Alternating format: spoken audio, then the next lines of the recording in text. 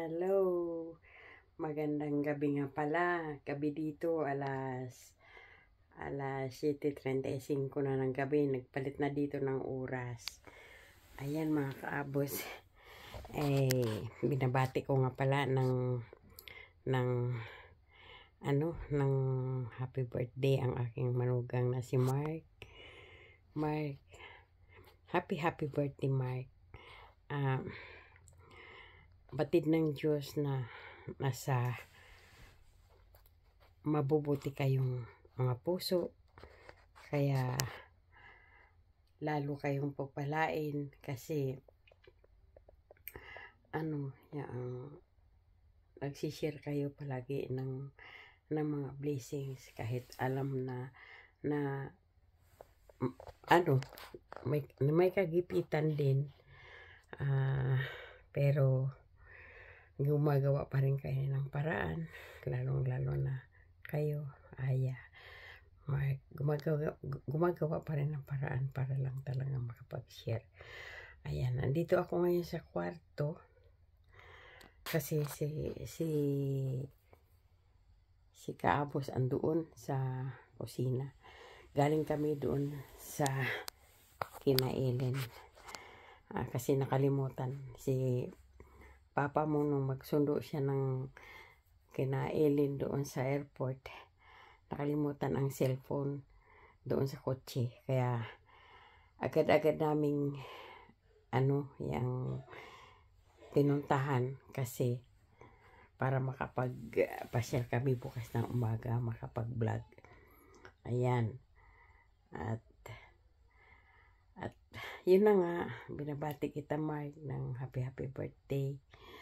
At yun, dalangin ko palagi sa Panginoon na palagi kayong ligtas sa mga trahedya, lalong-lalo na kayo, palagi kayo nagmamaniho ng sasakyan, kayong lahat itinataas ko sa Panginoon na ligtas kayo sa mga kapahamakan, sa mga trahedya.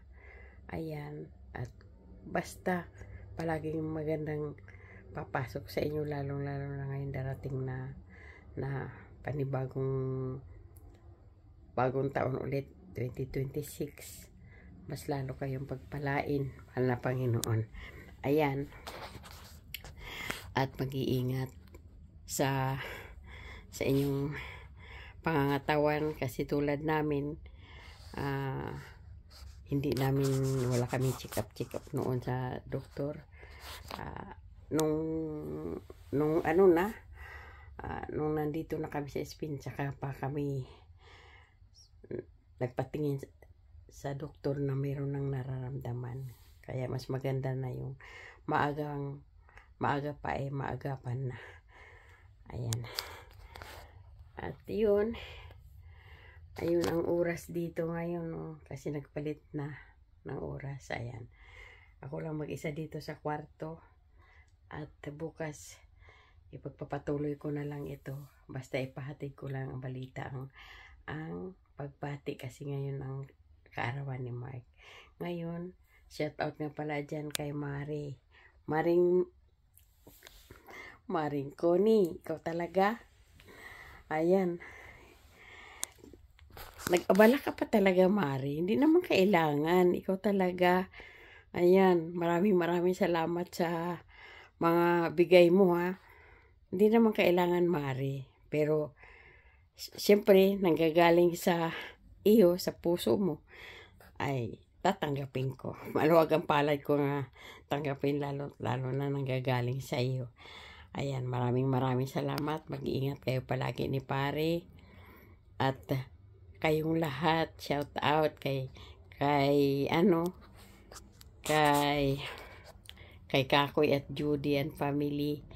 Tapos kay Alwin, kay Tilma and family. At ganun din kay Danchis. At saka kay Adam. Ay malungkot na balita kasi nabalitaan ko na pala ang aso nyo. Ay, palitan nyo ulit. Kasi marami pa naman dyan mapapalitan man yan. Alam ko masakit, pero hanggang doon lang ang buhay niya na binigay sa kanya. Kaya, palitan nyo na lang. Mucho dinero naman eh. Masakit man, pero tanggapin na lang. Ayan.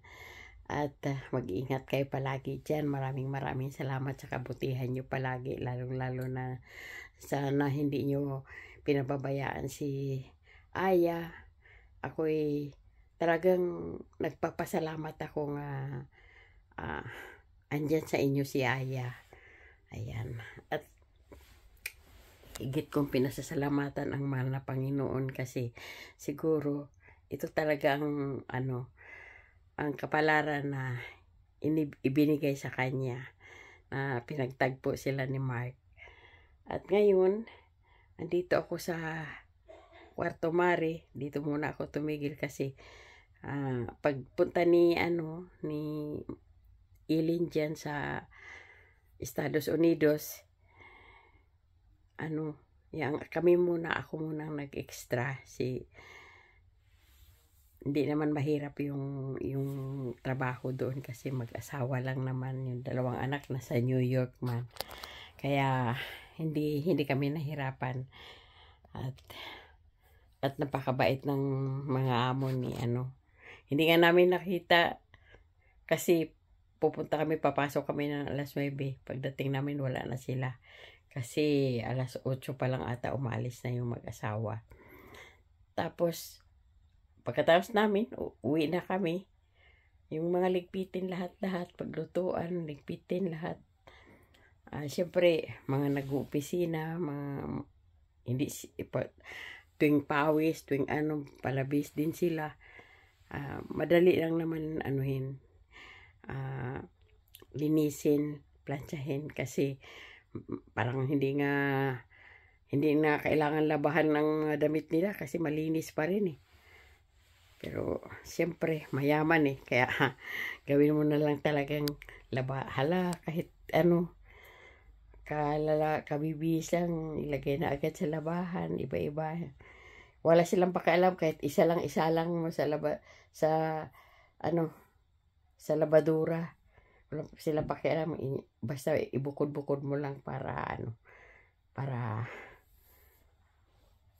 hindi magkahawa-hawa yung yung dikolor at saka mga puti. Ayun. Pagkatapos niyan, wala na kaming gagawin, uwi na kami.